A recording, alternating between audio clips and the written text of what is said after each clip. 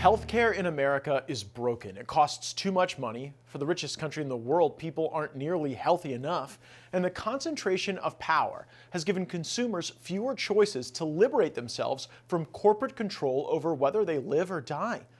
Don't misunderstand me. I haven't gone full Luigi Mangione on American healthcare. The capitalist system still has benefits, including the greatest life-saving innovations in the world.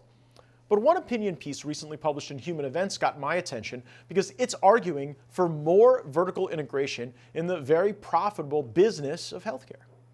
Madison Campbell wrote the aforementioned piece on vertical integration in healthcare. She's the founder and CEO of Lida Health and joins us now. So Madison, you say that vertical integration is good because admissions to hospitals are 42% lower and hospital stays are 32% shorter.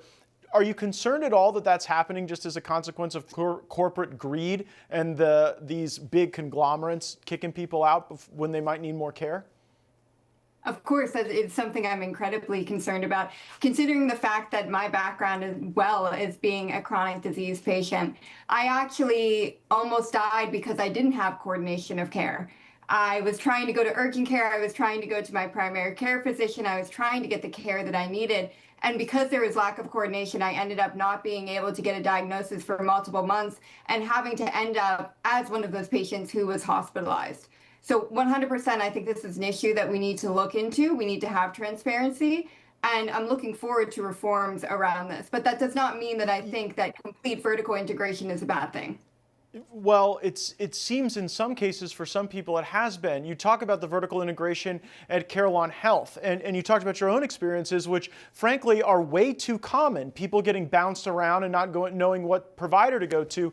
Currently, Lida Health, which you hold out as the example of good vertical integration, they're subject to a class action lawsuit where they allegedly created ghost networks of providers that wouldn't even see the patients and didn't even exist. Do you have empathy for those who get victimized by vertical integration? 100%, and I do 100% think that those reforms are completely necessary. But that does not mean that the notion of having care coordination between pharmacies, between urgent cares, between clinics is a bad thing. And in fact, when done properly, and this is just one example where it was done improperly, but where it is done properly, where there can be cohesive communication, it can help patients like me who suffered from lack of cohesive communication. Right. I guess the question is whether or not that coordinated care all should be housed under one business. Right? We all agree that the pharmacy should talk to the hospital and the hospital should talk to the outpatient providers. But if the same business owns all of them, don't you think that could limit the choice ultimately that consumers have? Because if the coordinated care is all coordinated by one company that you can't escape from, do you really have a say as a patient? Look, I mean, Matt, I think we can both agree that the system is incredibly fragmented, full stop, right? Nobody can disagree with that. But I'm not pushing for one monolith. What I'm pushing for is care coordination. And I do think that a world, and there has to be, like you said, a lot of reform, a lot of transparency around this. I don't think there has been much, proper reform.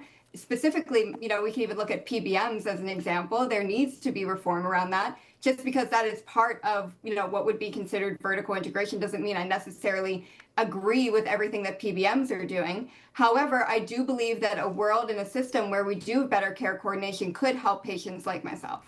Yeah, and I would hope, maybe it's a difference of opinion, I would hope that coordination would come with a robust private sector with lots of options where if someone was providing bad service, like you were provided bad service, like millions of people in this country are always feel like they're getting bounced around. I don't know that the answer is to make the businesses in healthcare more powerful relative to the people. I actually think making the market stronger is more preferable to vertical integration. But I appreciate you coming on to discuss it with me, and let's hope that some of the really smart folks over at HHS and in the Trump administration figure all this stuff out for us, okay? Thank you so much. For all our viewers asking where One America News is heading in the future, we would like to introduce you to OAN Live.